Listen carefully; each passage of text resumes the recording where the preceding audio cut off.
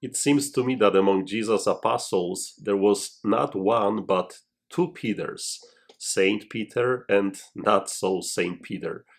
Because there was the Saint Peter filled with enthusiasm and faith, and the other Peter, doubtful Peter. There was that Saint Peter who promised not to abandon Jesus but to always protect his master no matter what, and the one who, when the moment of passion approached, ran away and denied knowing Jesus at least 3 times. There was that Peter who didn't want Jesus to wash his feet, and also the Saint Peter filled with humility who screamed, "Wash me completely." There was Saint Peter who, filled with faith, proudly walked toward Jesus on the top of the lake, and then that Peter who started drowning when that big wave came, because then he lost his faith.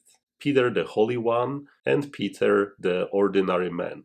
Which Peter are you? No, there is no straight answer to this question, because you most likely would say something like this: I am like Peter, only one Peter. So sometimes I am like a saint, and other times I question my faith. I try to live like a saint, and sometimes I doubt and can't fully place my trust in the Lord. See, the story of our life is best described here. Just listen. When the disciples saw Jesus walking on the sea, they were terrified.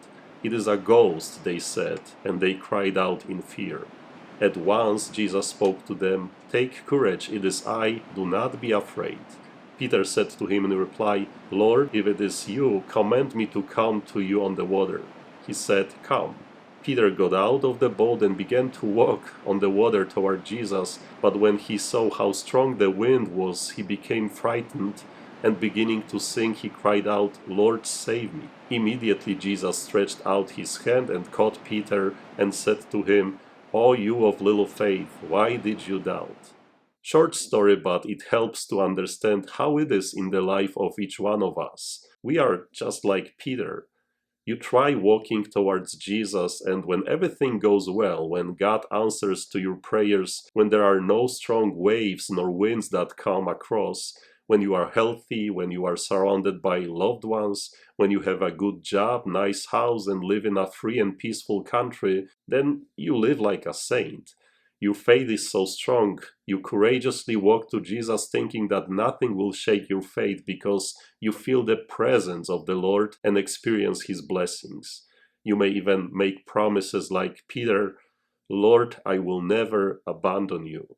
But what happens when a strong wind comes your way with waves that seem to be too large to overcome? When a loved one dies? When you hear that innocent people die because of the war? When God does not answer your prayers? When He seems to be so distant and you can't see Him that clearly any longer?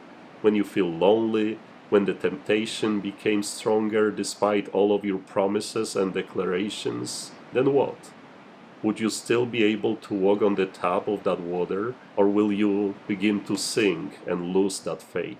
Peter's faith was so strong when everything went well, but in those most challenging moments his faith and trust left him. Same with you and me. It is easy to proclaim strong faith when all is well in life, but much more difficult to keep the same faith when everything in life seems to fall apart. There were two Peters, the saintly one and the doubtful one. There are also two of you, the good and the saintly one, and the one who can't fully believe. But don't worry. When you see how strong the wind is and become frightened and begin to sink, just cry out, "Lord, save me." Immediately Jesus stretched out his hand and caught Peter.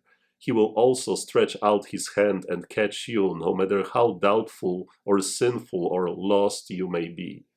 Lord, save me. So let's go to work, and God bless you.